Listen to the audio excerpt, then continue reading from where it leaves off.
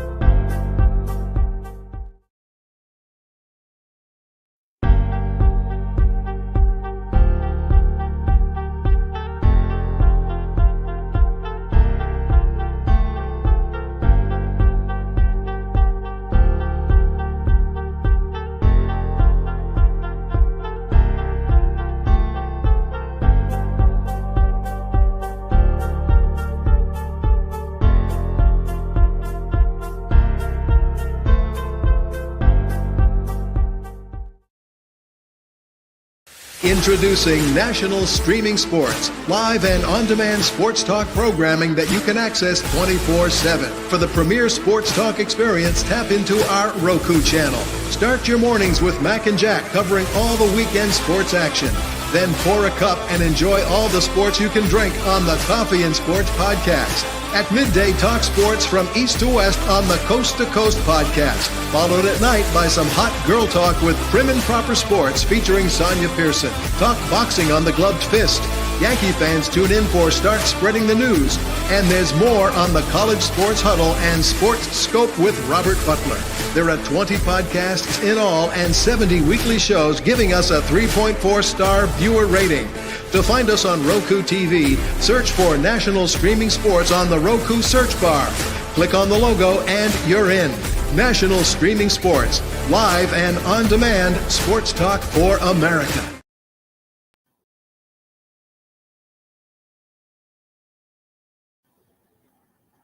I'm Mac, CEO of National Streaming Sports Network and the host of the Mac and Jack Sports Show, and you're watching Our Lady of Sports, Sonia Pearson, host of Prim and Proper Sports. Thanks for watching. Hi, everybody. Happy Wednesday. Today is January 29th, 2025, and I am your host, Sonia, host of Prim and Proper Sports. I hope everyone is doing well. Tonight is a very special edition for me because next week I will be in Hawaii celebrating my 50th birthday. So I just want to, first of all, thank God. It's such a blessing to be here, to be alive, and all of that. And I'm just eternally grateful. And so I hope all of you all are doing well. Make sure you download the Roku app so that you too can be in the know when we are live. The Roku app, that's what Mac and Linda, the producers over there at Northeast Professional Sports, always a great host. Lots of sports, 24-hour sports without the cost of cable.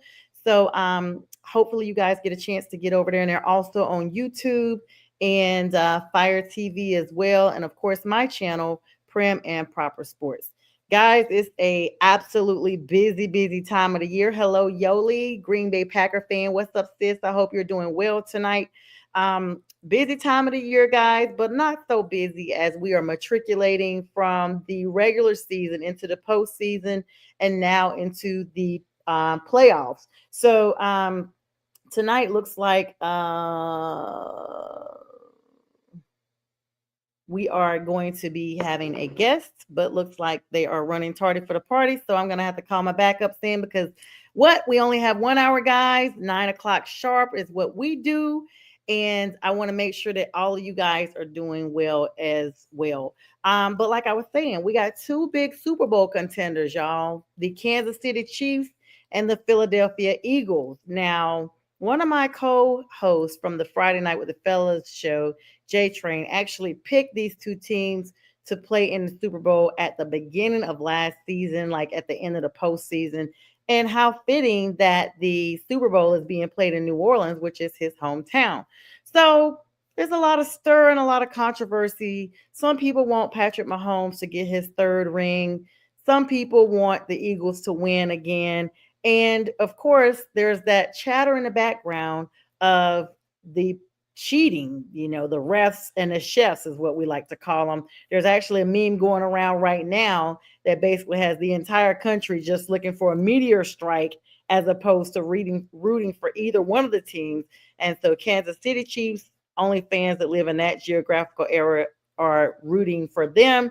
And if you are in the northeastern part, only if you're in Philadelphia are you rooting for the Eagles. So it's going to be interesting. Jalen Hurts going up against Patrick Mahomes. The question's been posed: is Patrick Mahomes the MVP? Looks like he actually is, y'all. It's kind of like modern day Tom Brady, or maybe we'll give him that actual title once he actually wins 3 in a row. Maybe then we'll actually say he's one of the goats or the goat. Hello, Purple Zombie.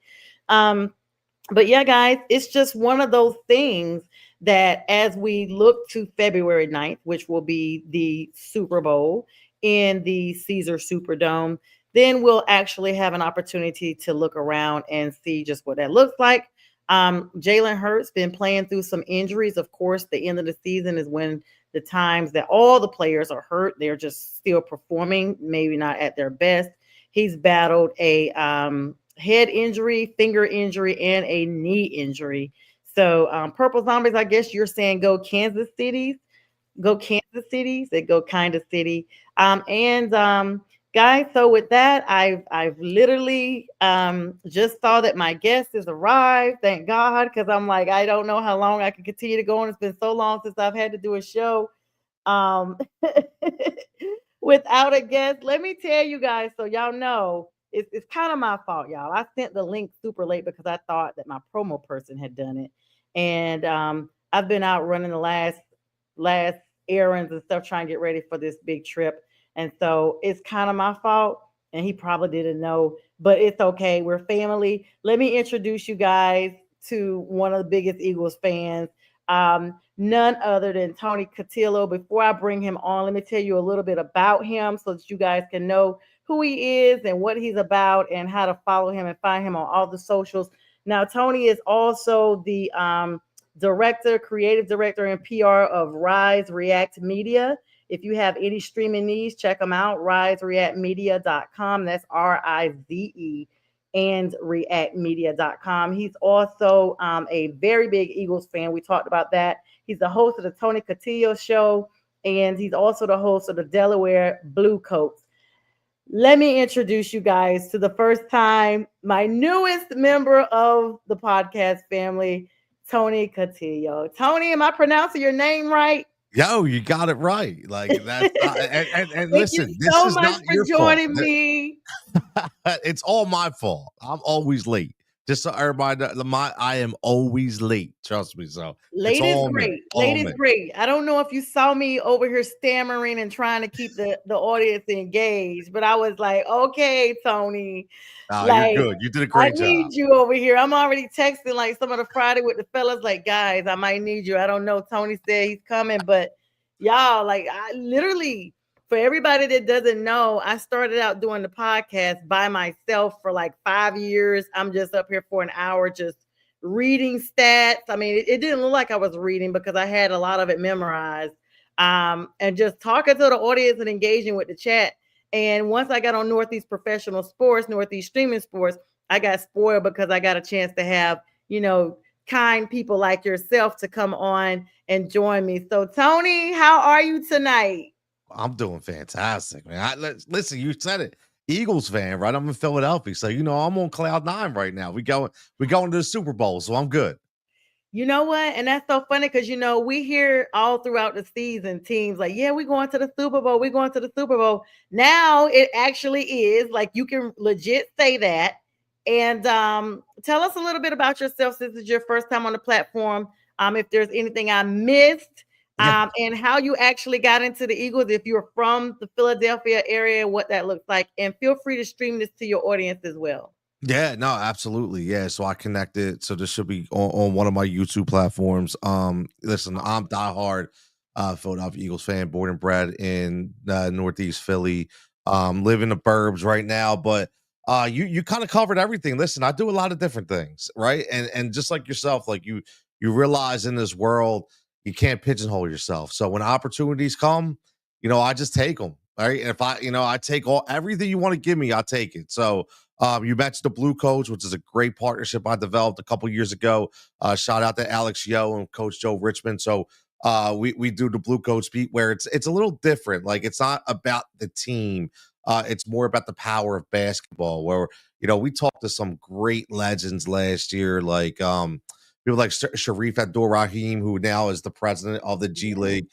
Just a lot of different people. The Tony Cutillo show, which I just started probably I would say like 2 months ago.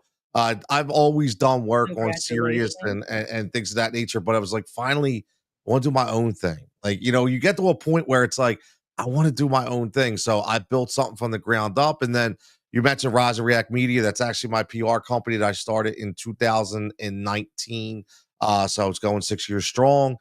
Doing all different things. So yeah, you got my name right. So not everybody's like Cutillo or you said Cutillo. So you got boom, you were good. So we golden. Well, congratulations on that. It helps because people always butcher my first name with it being spelled Sonja. I'm everything Sandra. They're adding letters, they're taking letters. I just finally started responding to Sanja because at least they're using the letters that are in the name. I'm like, okay, I'll take Sanja. But yeah, you're actually joining me on a very special episode. This is my last episode of chapter 49. Wow. And Friday with the fellas, those guys will be holding it down while I am in Hawaii, starting the celebration in the 50th state for my 50th birthday. So I'm extremely blessed tonight. That's awesome. You're gonna have a good time. Yeah, it's first time you ever wear Hawaii or yes, first time I'm going to Hawaii. I'm such a big traveler, but I'm super excited to go to Hawaii. Nice. That long flight, right? But hey, like 10 hours.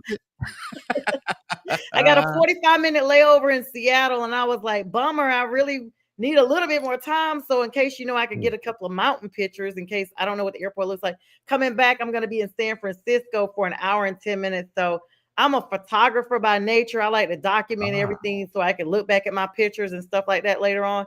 So I'll be like looking out the window to see if I can see mountains or what have you to be like, yeah, that's where I was at, Hey, man, you got to have those memories, right? Yeah, so good to have you on, Tony. We got a couple of comments coming in here, and greetings to everyone joining us. Thank you so much for coming on. Patrick Mahomes, my favorite quarterback. All right, Purple Zombies. Well, you got your work cut out for you.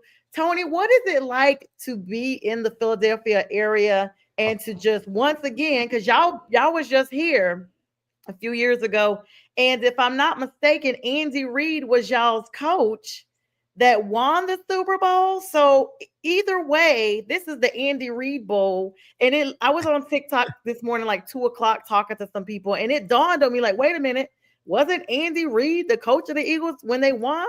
And everybody was like, yeah, it's the Andy Reid Bowl. I'm like, how did I not realize that? And I'm like, so Andy Reid goes down in history either way, if he wins or loses, to be the only coach in NFL history that has coached against a former team that he won a ring with, if I am calling that correctly. What's it like to be in, this element in such a short span? You always hear that teams are built to go back to the Super Bowl every 7 to 10 years. You guys cut that time down. Yeah, I'll tell you, man. Like, it's a blessing, first of all, because it's so hard to get there once, let alone, a couple times. And, we were there, obviously, in the Andy Reid era. We didn't win, in the Andy Reid era. But at the end of the day, we still got there. Andy Reid's a great coach, man. Like, a lot of people are always like, oh, do you want to see Andy win this and that? No, man, listen, Andy's a GOAT, man. Like, he's probably, one of the best of all time, if not the greatest of all time, next to Bill Belichick. So this guy has just emulated everything to what we wanted to build. So listen, to be in Philadelphia right now, a lot of people, there's a lot of hate on Philly, right? Everybody, we got the worst fans, we're the most ignorant. Listen, there's always a percentage of people within your own fan base that don't really represent what you're all about. Okay. So, and for some reason, which is fine, it's the way the narrative of the media goes. They always want to pick out those few instances to show, oh, these dudes are terrible. These people are like, that's fine. That's fine. We take it all in. Put it that way. We take it all in. But when we're winning, and we're like, this is a city like no other. I'm gonna be honest, like it really isn't. I mean, you have like I'll say this: what other team do you know that has current and former players and relatives that show up at a tailgate? Okay, like literally at with the people. Okay, no, just with the people and just funnel it. Nick Foles, which is a legend, was on Yes. Broad Street with his family. Darius Slay's what Jennifer Williams is at the tailgates every single day. Mrs. Ringo, Mama Ringo is at the game Oh, every single wow. they're there. Like you don't really see that. So it's just a special time, it really is. It's really big. And before we go further, let me give a shout out to Pink Fan First. She is the lady behind all the promos, all the reels, all the decor, and also Football Talk Bo. Bo Crouch does the backdrop here, the Prim and Proper logo you see. Bo is at the Senior Bowl down in Mobile, Alabama Nice. this week. Check him out. Football Talk Joe. Both of their contact information if you need fan decor. Pink Fanford does her own design. She does makeup tutorials and all that to be the ultimate fan. And so check her out. Their contact information is on the tickler going on the bottom. Tony, it's got to be extremely exciting. I mean, I have a lot of people that I know that are Eagles fans. My godfather, Ken, is an Eagles fan because he's lived in Philadelphia for a little while. Now he lives in North Carolina. You're right. You do have, sometimes the banter of, these are bad fans, but every organization has that. I mean, I'm a Panthers fan, and we supposedly got a bad owner because our owner throws drinks on people. It don't get no worse than that.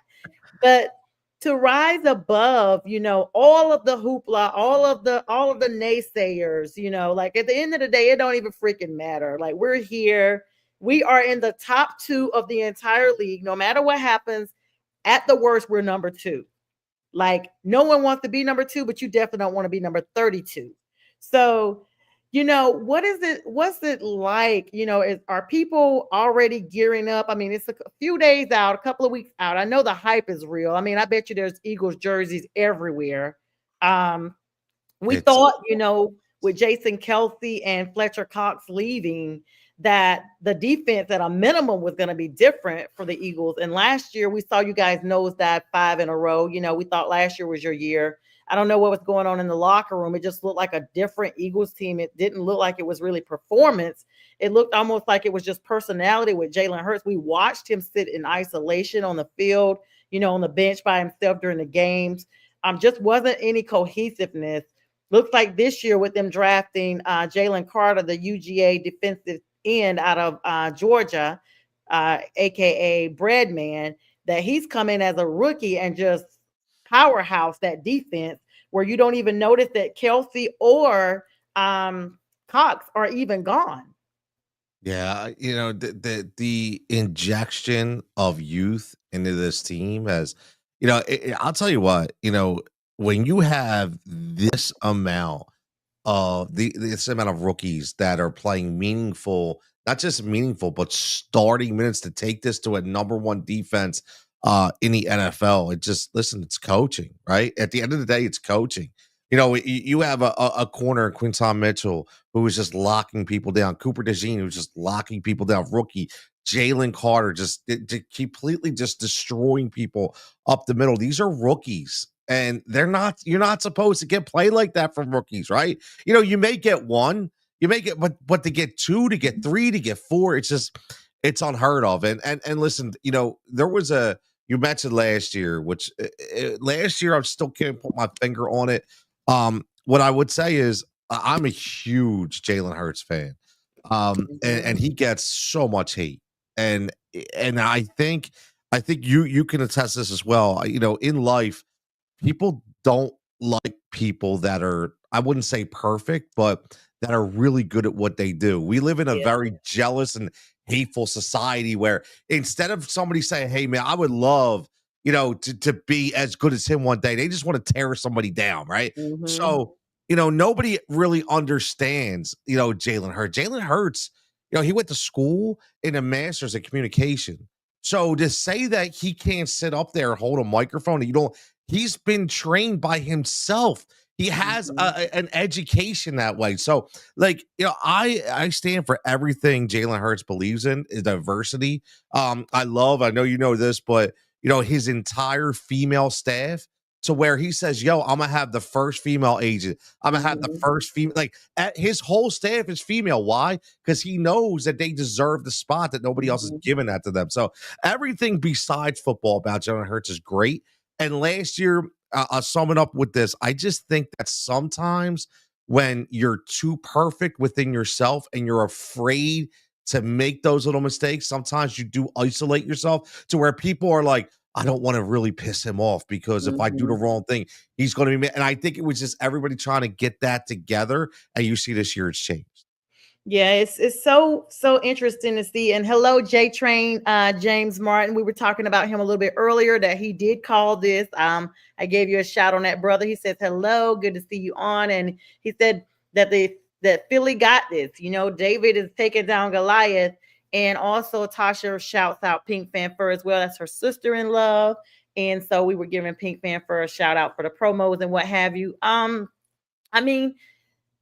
And Purple Zombie says he's from Springfield, Massachusetts. Okay, well, Purple, you need to be getting with either the Patriots or the East Coast with these Eagles. You should not be rolling with, Patrick Mahomes. And so I will say Jalen Hurts, both quarterbacks are from Texas. That's the interesting thing. I know some people that know Jalen personally. He is a member of the Church of Christ and stuff, which is one of our sister congregations. I grew up in the Church of Christ. And so, aside from him cursing a lot, I mean, you see CJ Stroud and you see other gentlemen on there that are like, God is good. And Jalen's out there. You're like, we did a hell of a job. I'm like, whoa. So, it's interesting. Excuse me one second. Sit down.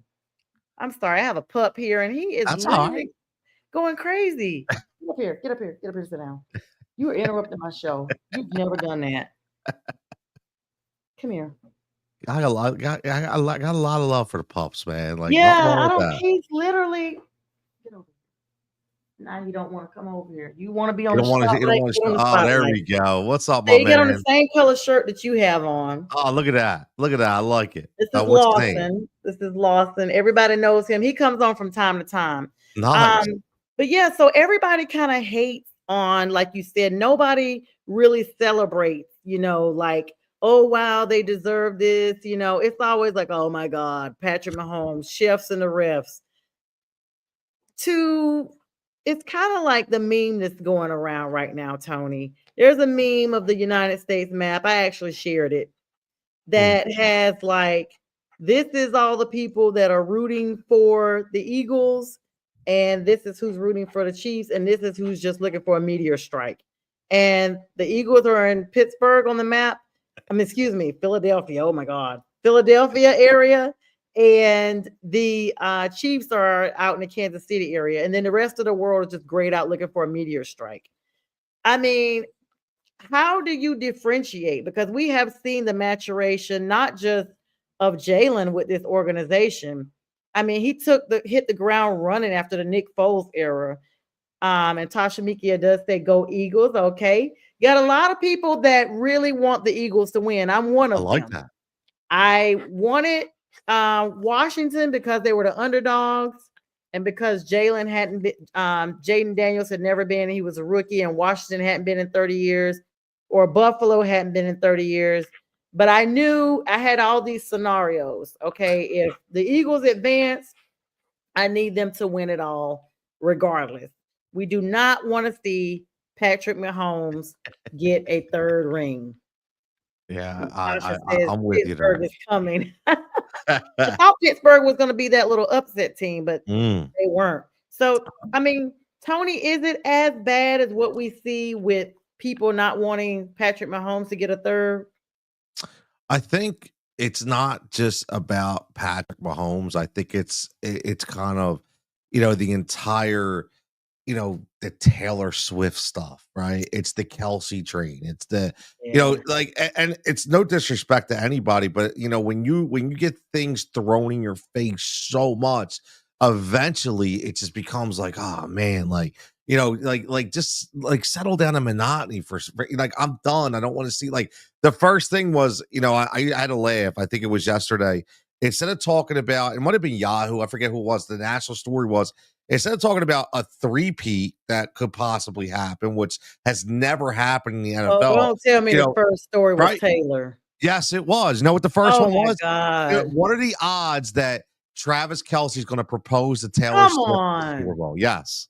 So that's why indirectly, that's why everybody's like, yo, man, I like, come on with this already, and what are you going to do? Right. I mean, she's a global superstar. I get it. But then you have the little things that trickle down where, people do complain about the refs because there are certain things to where, listen, we all know it's a business. The NFL is a business. So, it's hard for them to deny that they don't want the Chiefs there so they could get the Taylor Swift site, right? And to get the extra sponsors and the Mhm. extra revenue. So, it's unfortunate because it's a great football team out there in Kansas City. And, unfortunately, it's going to continue with the hate. I can tell you that. Yeah, and Tasha says Travis is never gonna settle down. I'm gonna tell Oh, I you, agree. I as agree. this is Yeah. what they said last year too. I mean, she's trying to get him to look as unattractive as possible. Got him Yeah. looking like one of the disciples running around here with all this dark colored hair. Yeah. What He happened looks to like him, bro? Jason now. I know. And I'm Uh, like, you know, no one cares about her reaction every play. oh, Just because he catches the ball, I don't need to see Taylor's face. I don't need to see, I don't even need to see her. You can show her at the beginning of the game and at the end. I don't need to see her every first down. I yes. don't need to see her when he's over there catching a breath. I don't need to see her when anybody else scores just to see her reaction because the Chiefs themselves have scored. She's not even a Chiefs fan. If I remember correctly, she was an Eagles fan. Exactly. Well, she had to jump ship because of her man, right? But like it's funny. I never even thought about, the whole, because I kept saying, he's growing his beard more, he's dyed his hair. And I'm thinking, I Yeah, don't no. remember him. He don't even look like the same Yeah, guy. Like, no, she's trying to dude, keep him out yeah, for them. She don't I want agree. she's making him do the TB12 program like Tom Brady, where he's not eating gluten or anything. Thanks for the subscription, Purple. I appreciate you. And Tasha says she needs to go do a concert. Exactly, and do her. Like I often think, if this is Beyonce and Jay-Z's, not rapping, but he's playing in the league. Like, first of all, I don't think Beyonce would go to every single game. But No, these Swifties are powerful. Like, you can't even say anything about them. They're worse than the Beehive. I know. And, I know. I get that the NFL, which stands for not for long, is doing this for ratings, clicks and likes. That's what Yep. Dan Lanning said, Oregon's coach. He said it Yep. best, clicks and likes. So if Taylor brings the clicks and the likes, and she brings all these women who know absolutely nothing about football and have no interest in football. The only thing they know is when somebody runs on the other side of the field that somebody has scored. And that's how they leave it vague. They don't know who, they don't know how, they can't tell you a first down. Nope. And that's why my show is here so they can watch and learn. But if Taylor and Travis break up, the ratings are gonna go down for the Chiefs. Oh yeah, listen. If that happens, I'll tell you what, man. Oh my god, I don't know what the NFL is going to do. It's going to be like, who's the next power couple? And honestly, it may stay there because guess what? Brittany Mahomes likes to throw her face everywhere too. So Brittany is a washed up housewife. I'm tired of her. What's up, Doughboy? I'm tired of her. She just cranks I out love kids every 18 months. it. I mean, I'm sorry. I know women are probably going to go in, but my friends always have said I have a mindset like a guy. And so I'm the in between. Like, don't let the curls and the I makeup love it. fool you. I love it. She is just a housewife that's trying to get some business. We didn't even know who they were. Like, Pat and Brittany keep their stuff out of social media. They'll stay married forever, but they don't bring the hype that Travis and Taylor do because Taylor was already her brand. She's like one of the top 5 richest women. So she got her own money. And let's be clear, Travis was begging her to give her a Travis bracelet that he made and all this stuff. And so, you're like, okay, good for you guys. Go on down there and get married and just keep it moving. As they say, keep it Exactly. pushing Pete. But yeah, yep, it was stay on Pat and Brittany. And she does have no business at all. Who's the power couple in well, correction. Jalen Hurts got a beautiful fiance. Congratulations to him. They got engaged last year, I believe. They're taking things slow. And he just seems like a really good guy. The Philadelphia team as a whole, Nick Sirianni, I mean, doing big things up there, and looks like he just like the maturation was a natural progression. We didn't expect him to jump in and start winning championships off the rip, but he has not tanked the team either. What are your thoughts on Almost. Coach Sirianni? Almost. He almost did. Almost, yeah, Yeah, almost he almost. did. Last year we were like, Yeah, he like one thing about Philadelphia is and you're starting to see this being dictated across is this is Jeffrey Lurie's team and Howie Roseman's teams like that. Like, the whole point is, and I'll take people back real fast is, Jeffrey Lurie, when he had Andy Reid, the biggest thing about Andy Reid was, Andy, he was trusted Andy Reid with everything he did. And, because Andy Reid bought into the Eagle way. So when Andy Reid left, Jeff took a shot and Jeff went outside the box and Jeff brought in a guy named Chip Kelly. And this was the hot commodity coming out of college and coming out of Oregon and he gave him all the power and he shouldn't have. And I think that's the one mistake Jeffrey Lurie made, but he knew that. And ever since that, he when he brought in Sirianni, it was like, look, you're not going to take control of this. I control the team. What I need you to do is I need you to take my culture that we have and I need you to implement it and make sure that it stays true. And that's what's happened. And you know what? To be honest with you, before the bye, after they were 2-2. Okay, you saw Nick Sirianni popping off to the fans, popping off to the media, right? There was a lot of stuff going on. He got called in the office, man, like a school kid during the bye, and they said, listen, we didn't bring you here back this year for this. It's got to stop. And once it stopped, lo and behold, he changed, the team changed, and now we're in a Super Bowl. Yeah, it's almost like I said, a natural progression. And it takes not just, I know it's an adage, they say it takes a team effort. It takes a team effort for real. Like you need all your coordinators, all your teammates, all your coaches on spot to do it cohesively. Because one mistake, I mean, it's kind of like when you go to a setting and somebody says, well, there will never be the same group of people here next time. This will be your only one and done time of every single person being there. And it's true. People have other commitments. People go other places. Unfortunately, people don't live to be, to the next occasion, or there's an extra person. So it could go either way. It has to be the perfect recipe. Like you said, it's extremely difficult to get back. And I am just excited to know that you all have gone from wild card elimination last year by the Tampa Bay Bucks to all the way up. I will say this though, Tony. I felt like Washington, being the novice team they are, I don't want to say it's because they were novice with the quarterback, Jaden Daniels, because Dan Quinn has been here before. This was his redemption run in the Super Bowl. Everybody's been blowing him out for this 28-3 that he had with the Atlanta Falcons.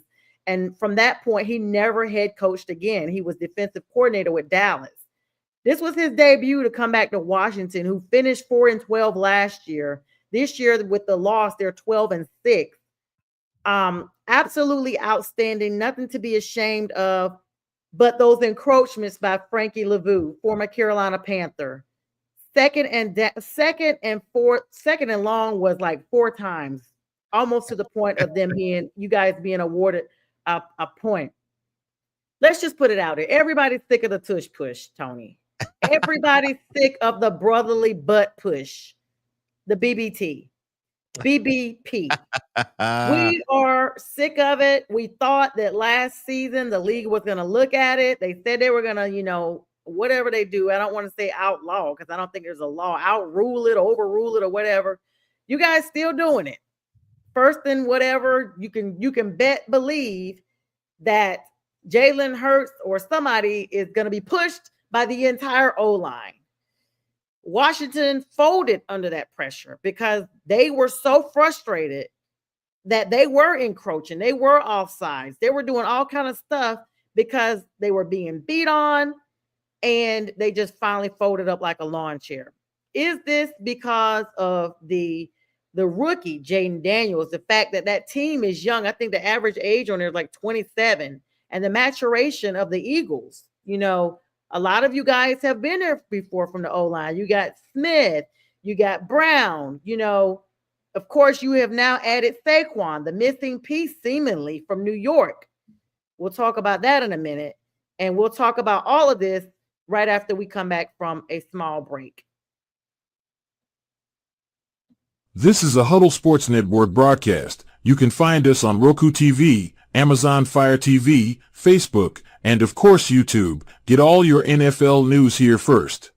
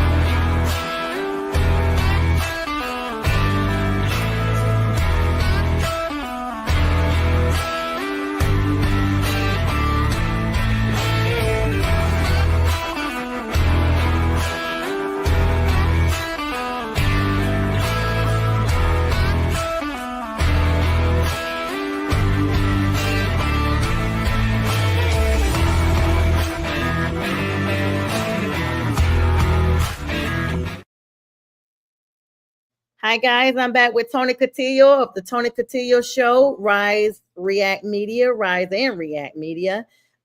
Tony, we kind of had to put a pause in there because I forgot to give a shout out to the Huddle Sports Network. And we got some comments coming in, but I'll first let you address the questions before the break.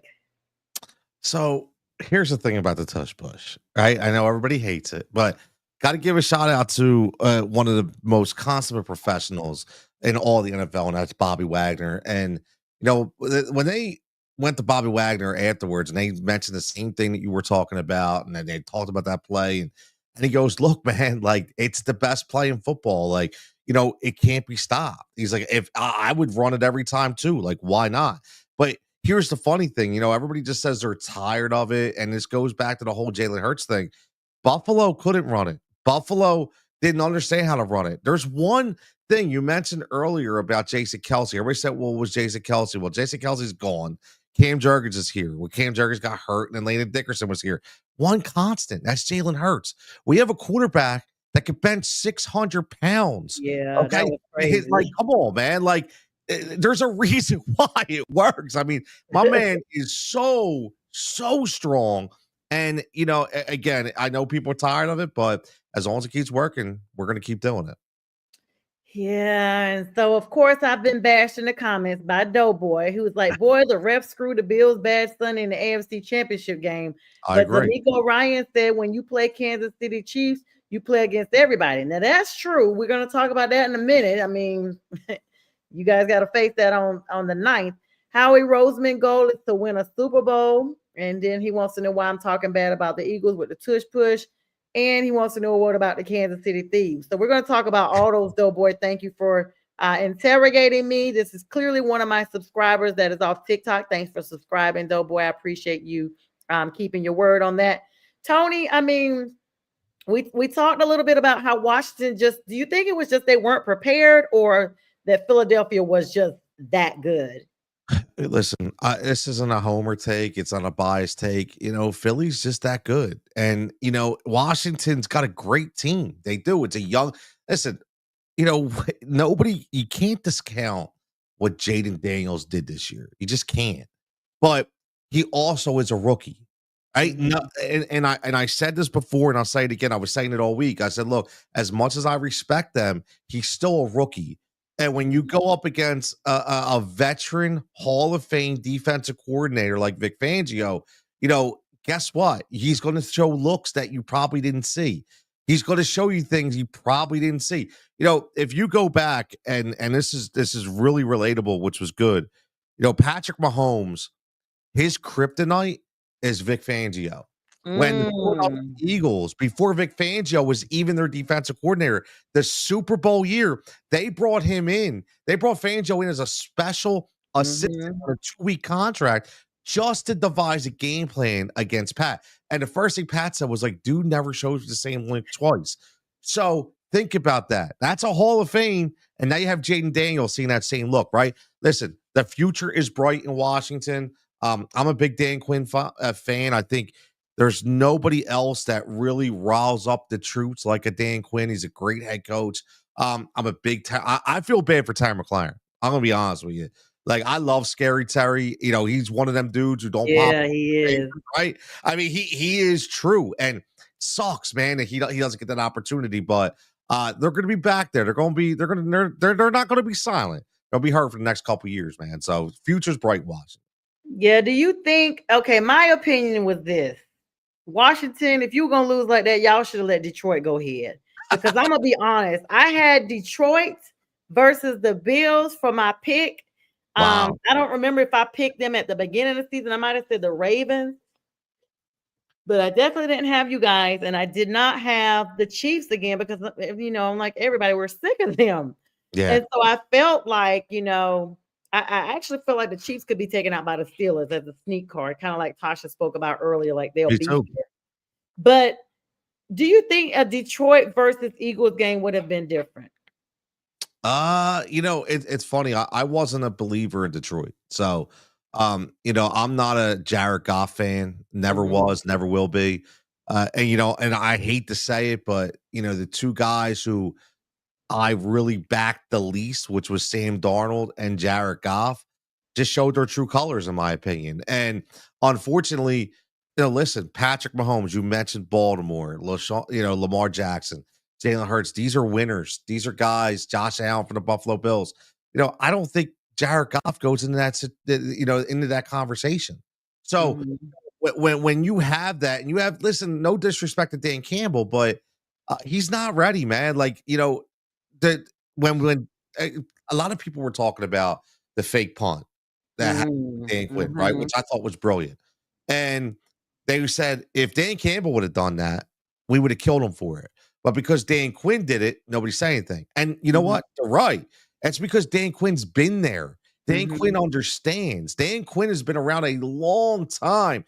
Dan Campbell out there just shooting stuff off his foot, like whatever. Like, I'm just going to do it. And eventually that kind of mindset got that team hurt because the defense was hurt and tired. So I don't know if it would have been a better game, but I was with you though. I will say this: you mentioned Pittsburgh. I thought Pittsburgh was going to upset some people. My favorite coach is Mike Tomlin. I'm a huge Mike Tomlin guy, and I thought, you know what, Russ is going to cook a little bit, and they got the confidence, and they could have turned some heads. It just didn't happen. But now I think this is the best matchup for football. I really do.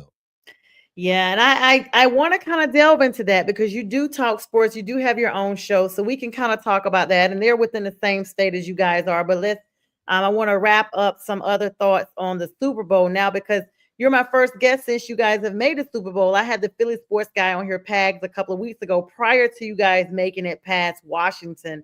I'm gonna tell you, I just felt like the underdog could pull it out. I think that novice the maturation has not taken place with Washington, but I'm extremely excited and proud of where they are. Jaden Daniels seems very grounded, very coachable, and can learn from whatever mistakes he made. Even the frustration, I remember him saying before he took the field, the last thing his dad said to him was, don't let the moment consume you, don't let the moment be bigger than the game itself.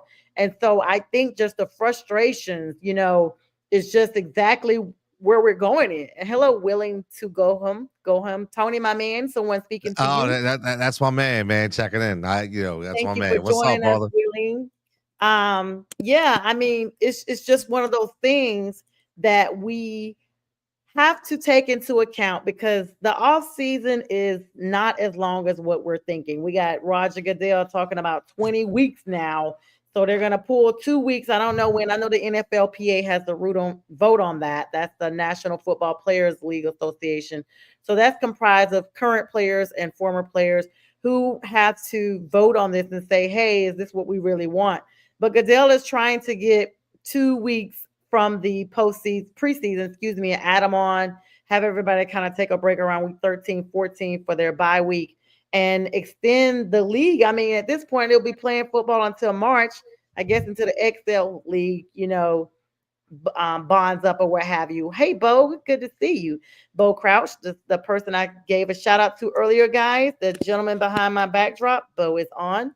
And I told them about the senior boat out there in Mobile. So hopefully some people can join you and let you know how that and check in and enjoy that with you, Bo. Sorry about that. I mean, we just see so much that happens. Now, you brought up a good point. First of all, good luck in the Super Bowl. You got the whole country pulling for you guys. Definitely want to have you back on after the Super Bowl, Tony, so we can talk about your thoughts on the game and, if you guys were cheated or not, because, Seattle had the 12th man. And I think the 12th man for Kansas City is the refs. I mean, they may as well be wearing red and white suits instead of black and white stripes. That's their 12th man, and they travel with them. So there you go. Chefs and refs is what I call them. The Pittsburgh Steelers, Mike Tomlin seems to be at his peak of frustration. I mean, you bring in Fields and Wilson, and you start Fields. Fields is 4-2, and then all of a sudden you bring Wilson in. Now all of a sudden Wilson is not the answer. Several interceptions, no injuries reported as we know of. Denver's still paying him. I don't know. I know last year they were talking about Tomlin possibly taking a break.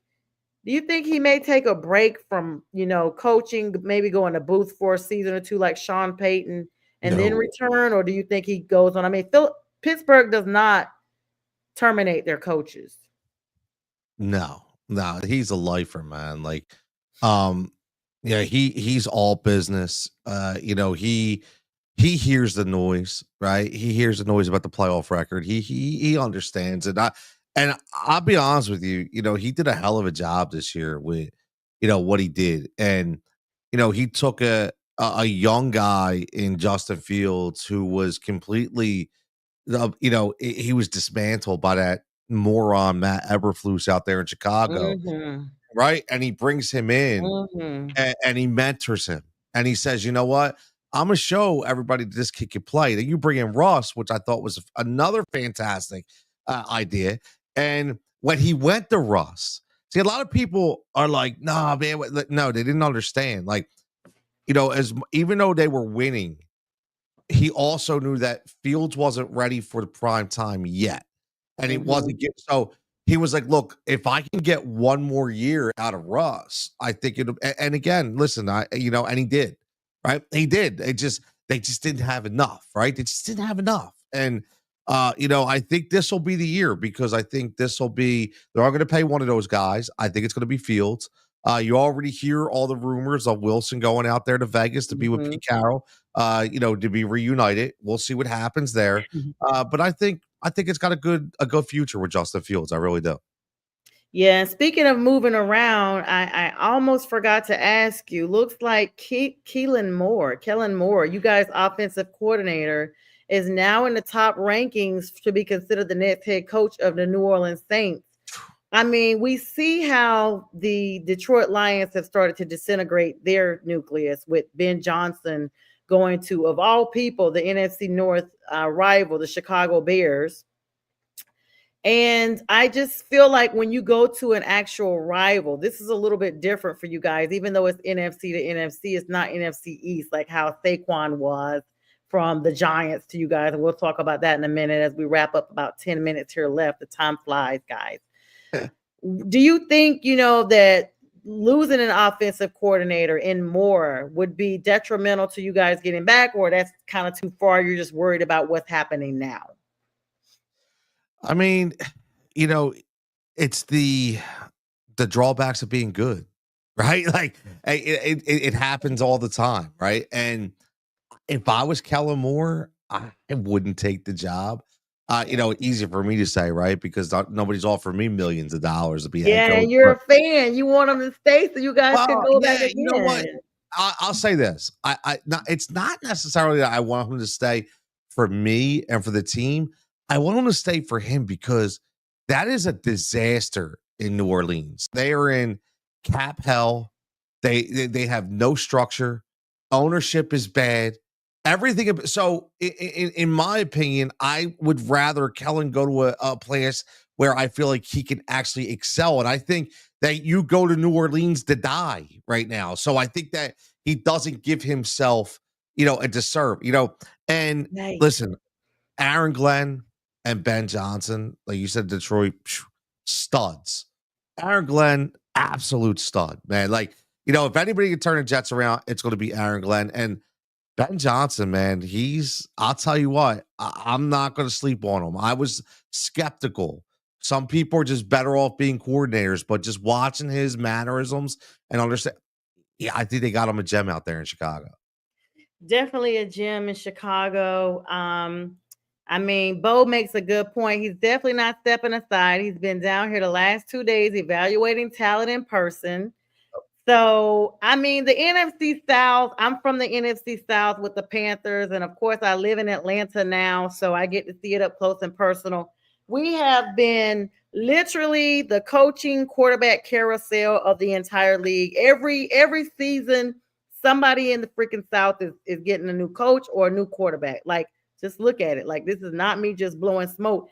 Legit, it's real. I mean, the Panthers, the Falcons, Tampa got Baker after a couple of seasons from the Panthers. Yep. It's the recycling bin down here at the bottom of the league, honestly, to be honest. Like, our rankings are really bad compared, to some of the other divisions. But I mean, I feel like Dan Campbell said it best. He talked about how difficult it was to get back. I've never been sold on Jared Goff. I still didn't understand why they got rid of the gunslinger. I like Matt Stafford. His wife had a community ties. She had unfortunately battled a brain disease while she was in Detroit. And, the Lions team, the Lions fans absolutely supported her. And so, they had built that familial relationship. And so fans, were stunned. But however, when Stafford came back to the Lions Den, as no pun intended, and he got like an ovation. He said he'd never heard that stadium so rowdy in all the 12 years that he had been there because the Lions believed. And now last season they said it was hard to get back, and they got back this season. But now your offensive coordinator has left, and so you just don't know. CJ DeSimone, hi brother, what's up? Jets fan, he could tell you best. Sometimes bringing in big names like Aaron Rodgers, and in this case Ben Johnson from the Detroit Lions may or may not be, advantageous to Chicago, but it will definitely probably be, well, definitely and probably, you can't say either one, who will likely be disadvantageous to the Lions trying to go back for a third time, considering they've never gone to the Super Bowl and they haven't even gotten any championships since '93. Oh, it's going to be interesting to see who gets picked, right? Because now Dan Campbell's got to go out there and find two guys, right? He's got to get an offensive coordinator. He's got to get a defensive coordinator, and is that the recycle period? Is it going to last longer than a year or two? Right. So we shall see. It's going to be interesting. But I will say this, you mentioned your teams, man. Like, I'll be honest with you about Carolina, man. I am so impressed by Bryce Young. I don't want that to go unnoticed. I think, you know, being what he was done to him by being benched and then him taking it in stride and Mhm. saying, you know what, I'm gonna come back and be better than I was, and he did, and I think he's got a bright future. And you mentioned in Tampa with what was going on, you get Baker and coming on, but Atlanta, man, right? I'm a Raheem Morris fan. Like I've always been a Raheem Morris fan. I'm so happy for that dude to get that opportunity again, and just show how passionate he is and how much of a solid educator he is of the NFL. And listen, not many people would have done what he did. Bench a $1 million arm in Kirk Yes. Cousins, right? And go with the For young boy. Michael Penix Yep. Jr. Yep. Now the draft makes sense as they Yes. picked at number 8. And even Kirk didn't know until minutes before it happened. They called him like, hey, we're taking a quarterback. And I know he was stunned, but he prayed with him. They showed a video of him praying with him. I mean, way to really show, he could have gone into his feelings like, how dare you bench me for a rookie who has not even shown any type of performance. But like I said, NFL, not for long. Raheem Morris has his work cut out for him in Atlanta as they continue to try on quarterbacks like shoes. They had Desmond Ritter, they had Marcus Mariota. They've had a gang of quarterbacks too, just like Carolina. And I do want to state that this was the first year. This year felt better for me for Carolina because we went toe to toe with the Chiefs. They almost lost. Had they really, counted that catch by Adam Thielen that was robbed from us, we would Yep. have beat the chefs, but again, it's the refs. And I will say the maturation of Bryce Young was incredible to watch because people talked about his size. I probably was even like, hey, they should have let him sit and learn. But his size became the benefit for him. He was able to scramble out of the pocket where, defenders were reaching up. He was down here. So he was able to go under and, duck and dodge and get those first down yards. And, we found our franchise quarterback. So we're excited about that. Bringing in Dan Canales from Tampa was the missing piece because Yep. he is the quarterback whisperer. He was one. And the fact that Tepper stayed out of the business this year instead of being so medley, all the other coaches had like 6 weeks to 8 weeks before off with your head. I think, his PR person finally got to him and was like, hey, you're tossing drinks on people in Jacksonville. You got to slow it down, bro. So we were glad to see him take a back step and to let the team mature as it is. We hope Adam Thielen comes back for another year. We know he's getting up there as far as, age and everything. We hope that the draft picks we made with Jonathan Brooks gets better, that the Panthers actually fired like some of their medical staff because they had cleared Brooks before he was ready and he got re-injured. And of course, we want Xavier Legette to be better with getting those crucial catches. Tommy Tremble, Tommy's a free agent. All these guys are going on social media now, basically making it known they want to come back to Carolina next year. And so once again, we're in rebuild. We've been continuously rebuilding since 2016 when we were in the Super Bowl. And we are now 9 years, Tony. And I started the show by saying every team is built to go back to the playoffs within 7 to 10 years. Your Well, thoughts? 7 to 10 years. I honestly think that with the way that you mentioned earlier about the rookies for the Philadelphia Eagles being able to step up and play in year one, I honestly think that's 7 to 10 years now. I think you're built like every 2 to 3 years if you Yeah, it draft seems well. much quicker. It It does seem much and quicker. and here's the other thing about that too. I think a lot of it is pertaining to the NFL style offenses that are being taught in the big programs in college. Mhm. Because remember back in the day, these kids would come in and it was such an eye-opening experience because they were always out there running with nobody. Like, they didn't have any bump and run coverage out there. They were just opening. Like, I remember when Jeremy Maclin came here for the Philadelphia Eagles, it was like, oh, I mean, this dude is running. He's just running free. He wasn't used to getting off the line, right? Well, now it's different. Now they play so similar that I think that 7 to 10 drops down to 2 to 3. And if you could draft well, if you could hit on like your top 3 picks or 2 out of 3, it could be even quicker than that. Yeah, and CJ's right. He says, it all depends on the offense system that they're Yep. running. People need to realize this is not Madden. Like everybody wants Yes. instantaneous. Like you said, fans want a microwave product, and it doesn't work that way. Yep. Breaking news a couple of hours ago that may be even better for you, Tony. And we'll probably go a little bit past the 10 o'clock hour since you were tardy for the party. I want to make sure you get a chance to tell the audience, and if we need to say goodbye to our Northeast Professional platform, that's fine. If they have a 10 o'clock show coming on, I know my platform will continue to carry on. And as we have a lot of views right now, thank you everybody for coming on and viewing tonight. We really appreciate you guys. The Eagles, Brandon Graham, may be making a surprise return. He was injured in week 12, I think it was. And you guys, a 37-20 win over the Rams. And so he's 15 years all in Philadelphia. And he may be coming in at the 11th hour. You guys are paying him 1 year. He's got to finish that 1-year contract now, basically. $4 million.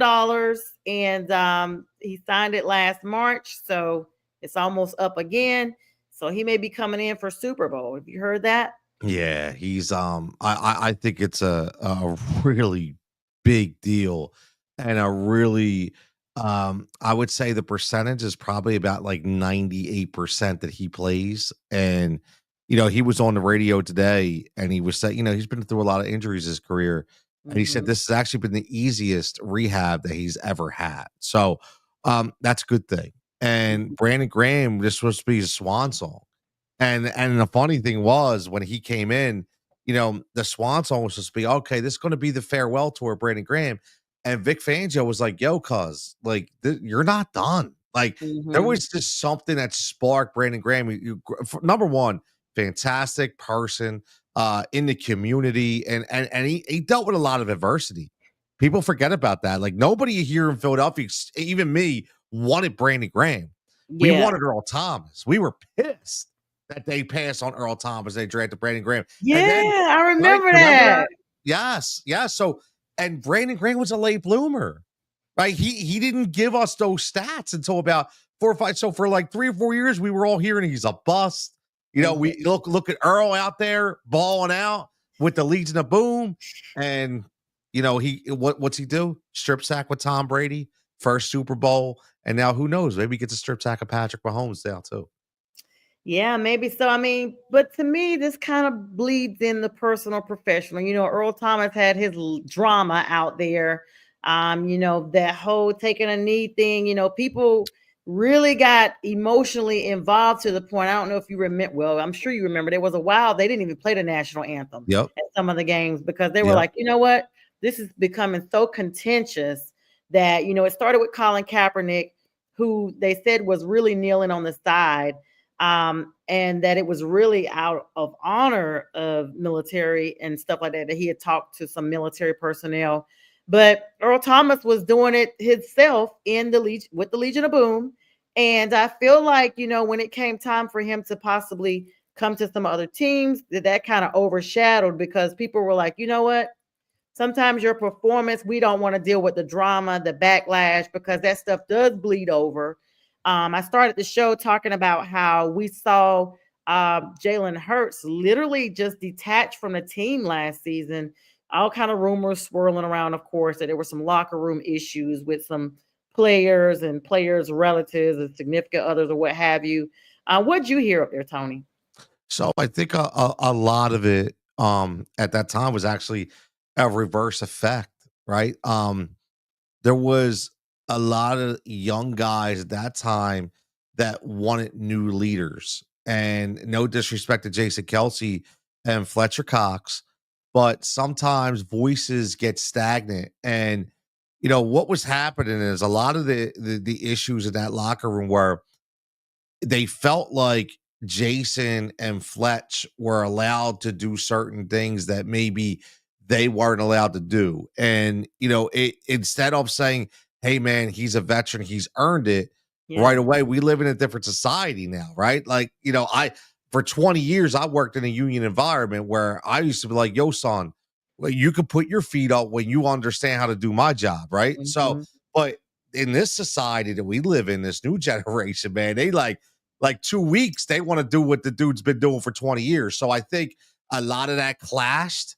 And once Jason left and Fletch left, the new breed came in, and now you actually had young guys that were leaders. Mhm. And it changed a little bit, and I think that's what. Listen, it happens on all teams, but again, when you play in Philadelphia, you play in New York, you play in a city that's elevated by their media base, it's always going to be a top story. Yeah, and you guys stay elevated in the media base. I mean, I always kind of joke. I mean, no offense to the millennials, but some of them are so lazy. If they were paid to Ooh, sleep, they would wake up and quit. I And agree. that's saying a lot. And so They ain't these built like millennials, us. They ain't built huh? like us. They ain't Yes, built they're like us. not. They're not like us, like Kendra Lamar No, says. I nope, mean, they absolutely. come in with these NIL deals where they've already made millions of dollars in college. And so they come in here not with a mindset or a spirit of appreciativeness, but of a spirit of you owe me. They have a you Yep. owe me mentality, not realizing that the chances of getting into the NFL league are second to none. And it's extremely competitive. In college, you're competing against other people who may be the best. When you get to the league, you're competing against the best only. And that's why you see a lot of quarterbacks, running backs, all the offensive line, and even defensive players. A little bit, sometimes defensive players do a little bit better because they're kind of drafted later on. But these offensive players sometimes come into the league and get swallowed up. You don't hear about them anymore because they're there. You hear that they were drafted and they just get swallowed up by other people. Next thing you know, they're on a practice squad and they're somewhere selling insurance or cars somewhere. And you're like, oh, I remember this person, and God forbid they get caught up in some type of behavioral issues. They really, we saw that with Johnny Mandel. They really get, swollen up. As we get ready to wrap up the show, I do want to ask you the magic puzzle, or if this is really the piece of the puzzle that the Eagles were missing, because you guys did do so well last year without this person. The New York Giants gifted you. I don't care what they say. We had this whole debate on the network. I'm so sorry, Mac, if you and Linda are watching. I feel like, based on the Hard Knocks clip, Saquon was not really trying to leave New York. There was a clip of the owner, basically saying, do we play Jones or do we pay Saquon?